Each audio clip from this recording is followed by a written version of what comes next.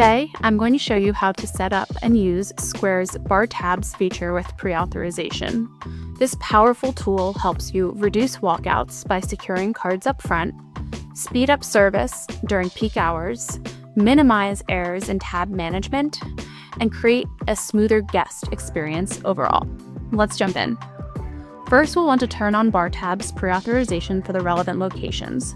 Bar Tabs is enabled at the location level, so if your business has multiple locations, you can choose where it's enabled.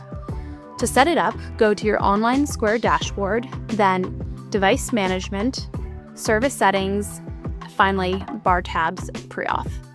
Here you'll see there's a drop-down for all of your locations, and you can configure them differently based on the specific location's needs. In this case, I'm going to enable Bar Tabs Pre-auth by clicking this button here.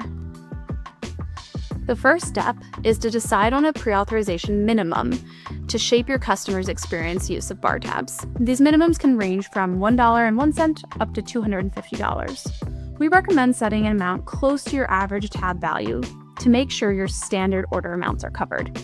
In this case, I'm going to set my pre-auth minimum to $12. From here, I'll enable it, and then I'll see the details that have been set for this specific location. We'll disclose a couple risks below, which you can read through.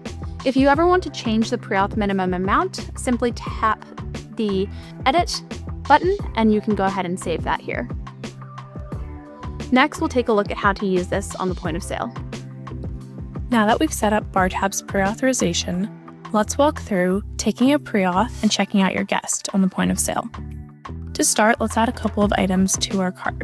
We'll start with a martini, then let's add some food with barbecue chicken.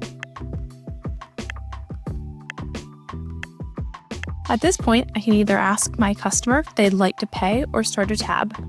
If they'd like to start a tab, I can, while in cart, dip or swipe my card directly to start the tab, or I can use the pre-auth button in the top right-hand cart.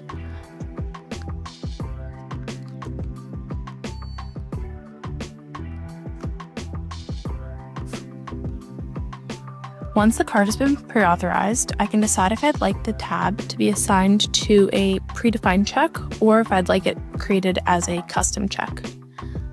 I'll click Custom Check, and if there's any cardholder information, like your name, we can add that to the check here. You'll see it's organized in last name, comma, first name, so that it's easy to identify customers after they've already started their tab. I can save it to a section if you have sections created. If not, we'll just hit Save and Send.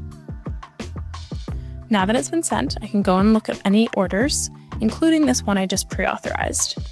In my order manager, I can see that tabs are listed again by last name, comma, first name. I can see who the check is assigned to from a server perspective, and I can see details around when it was last sent, how much it was, and if the tab was pre-authorized.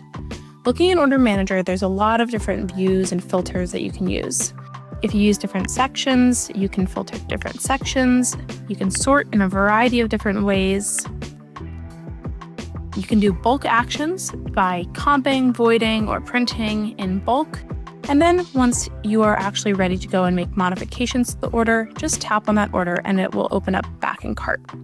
In the top right-hand corner, I can see that little green check mark, which indicates that the tab is pre-authorized. And when I am all done serving this customer, I can go ahead and tap Pay and check out. I'll see that pre-authorized card type is the first one listed here. I can tap that and then finally complete the transaction. Without a tip, sign, and we'll be good to go.